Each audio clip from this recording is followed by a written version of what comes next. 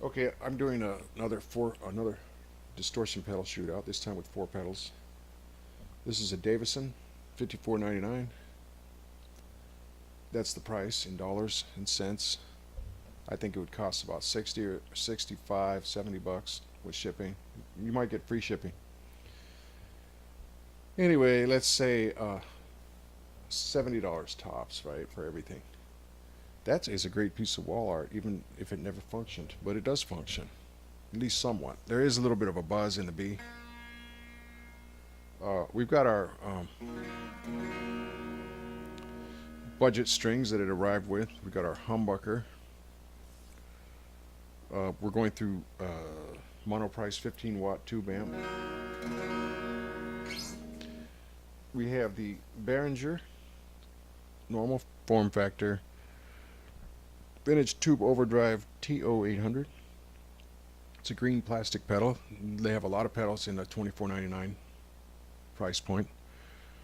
We've got our Andoer Element SE50 overdrive. We've got our Danelectro Fab and another Behringer. It's a VT911 with a tube in it.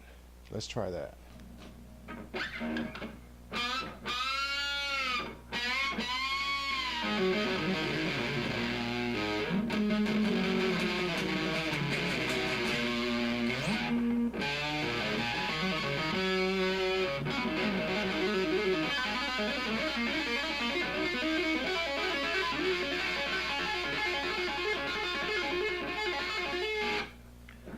Okay, but listen to that. Can you hear the hum? I think that hum issue might go away. By the way, the Monoprice is, again, for this test, has 0 gain. The volume's about 5. I just noticed the volume goes to 11 on this one, just like, I guess, all Monoprice amps.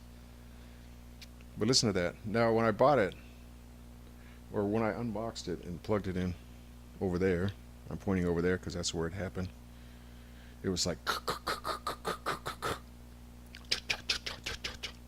something like that. I think there's less noise now because I was using gain on the amplifier itself, whereas here we have a clean sound on the amp and all the gain is coming from the box here. It's got the form factor of an old Big Muff, maybe a little smaller. I think the source of this buzz is a 12AX7 tube that's in there. I think if it were switched out, I'm thinking maybe the buzz would go away. Okay, we have this Danelectro. Now this thing is really nasty with the settings on extreme.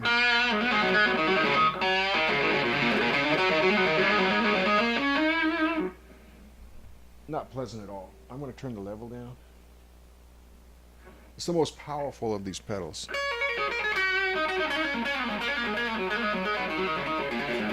There's just something really synthetic about this. That's a $15 pedal. It's a Fab, Danelectro Fab. Okay, now we have the Andoer Element SE50. This has by far the best construction. It's very quiet though.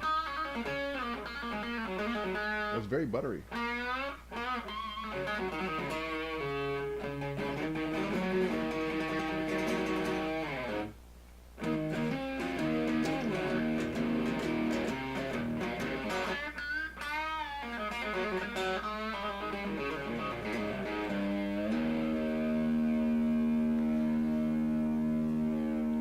That's got a real sense of butter to it.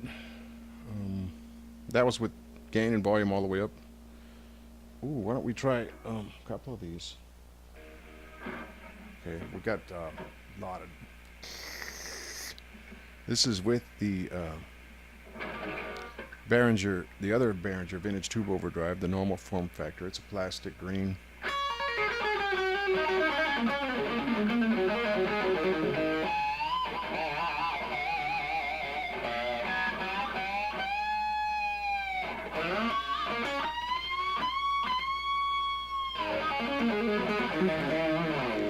Like I was saying yesterday, when I had 2 pedals like that, that could be a thing. I like that. And for those 2 pedals, about 45, 50 bucks, you could get those 2 together for the price of one of the vintage tube overdrives with the tube in it, the VT911. So I would say the Element is pretty buttery. All right, and here's how the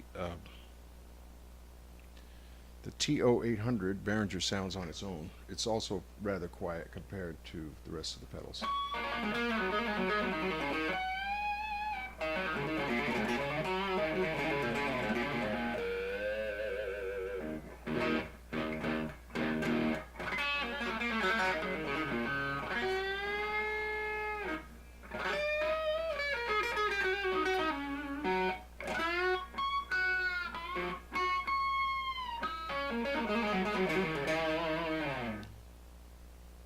I could go on and on with this. I've actually taken this demo 4 times and gone over 15 minutes every time.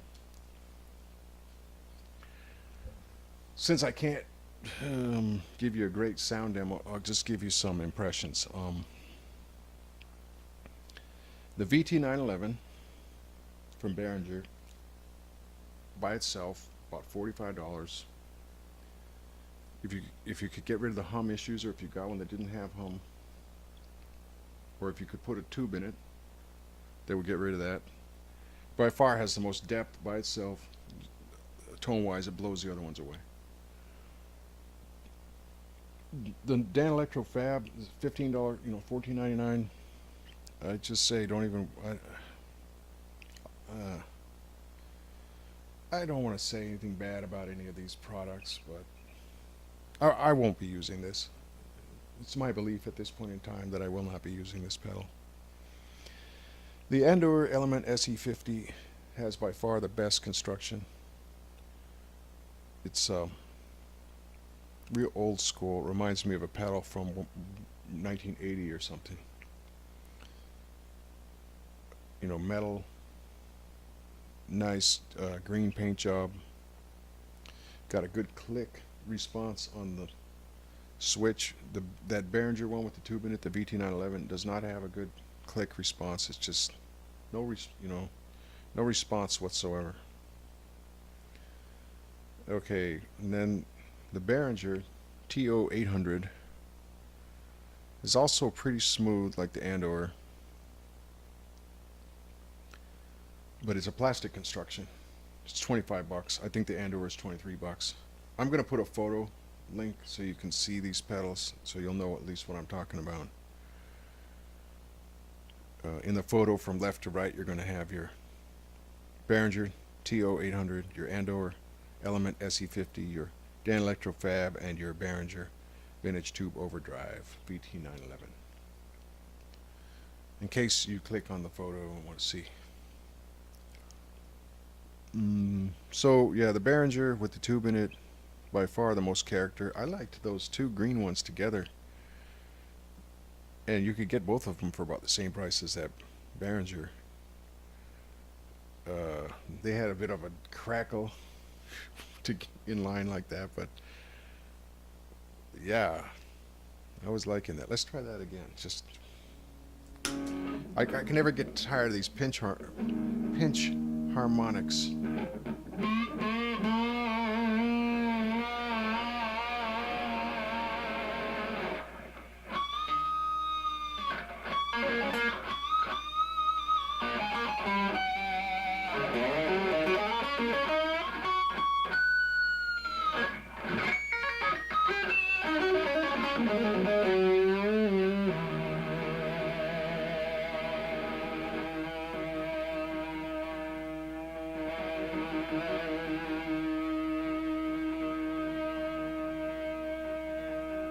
That's with your Monoprice amp at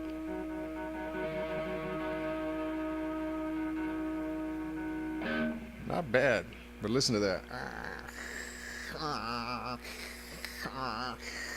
Okay, the two sounds are happening at the same time.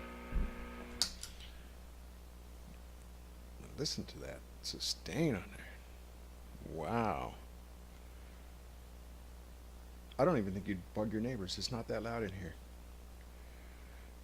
If you, well, I had an apartment once with really thin walls. That might have bugged my neighbors a little bit, but not much, Anyway, okay, I'm under 10 minutes. Imagine that. Those two in line That might be a thing, like I was saying yesterday with them other two pedals. I'd say basically I like all these pedals. I'm not going to play the Danelectro. I had a much better experience with the Danelectro guitar. That's something I will go back to. I don't think I'm going back to this Fab Overdrive. Now I've got all this time, that I didn't have in my other demos. Ooh, time. So I just want to talk about pedals in general for a minute. Like, why do we buy pedals? I buy pedals because maybe I'm crazy, right? As a matter of fact, I went for years with just that one Ibanez that I was showing you yesterday. One Ibanez guitar with at some point I had a box, the 15 watt, what is it, a hybrid or a modeling amp. It had a tube in it, tube preamp, I guess, with a modeling section, solid state behind that. That amp sounded great. It died. I gave it to Goodwill, along with my sawtooth guitar that I recently purchased that had the raised 8th fret. Okay, moving right along. So I went all these years pretty much just recording direct with the Ibanez, just the budget Ibanez RG, and then using amp simps and all kinds of other effects from inside the host, on a computer. You might have your Ableton, your Reason, although that, it's not very, doesn't plug into, the VSTIs and VSTs can't plug into your Reason, so it's by itself. I think it has a good amp sim built in, good synthesizers for your bass lines and your keyboard parts and whatnot. Ableton, Reason, you got your Reaper, which you can use if you're not getting paid, in demo mode. Maybe I'm not supposed to say that. Pay the guy $60, and then you can use it with a clear conscience. I have Renoise. That's my thing. That's like a spreadsheet. Instead of your piano roll, you have your spreadsheet. It's a tracker interface. Anyway, in your host, there's all these free VSTs. Like all reason aside, say you're on a computer with your Ableton, your Cubase, your Sonar, your Reaper, all these host softwares. You have your free effects all over the internet. And your amp sims, like the Pouline, those amp sims sound great. Sometimes I can't even tell the difference. So the point being that if you're in your bedroom or your garage or something and you're recording direct into an I/O box, you don't even really need any of these pedals. It's kind of like a hobby I just a hobby I just picked up. Now, if you're gigging live, I would say that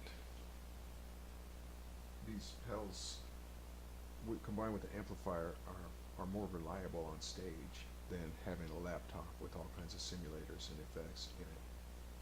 I'm not comfortable with running a laptop. I'm too old school. If I were gigging, it would be some select pedals, a pedal board, 4 or 5 pedals, and an amplifier. But again, if you're just recording, you don't really need pedals as far as I'm concerned.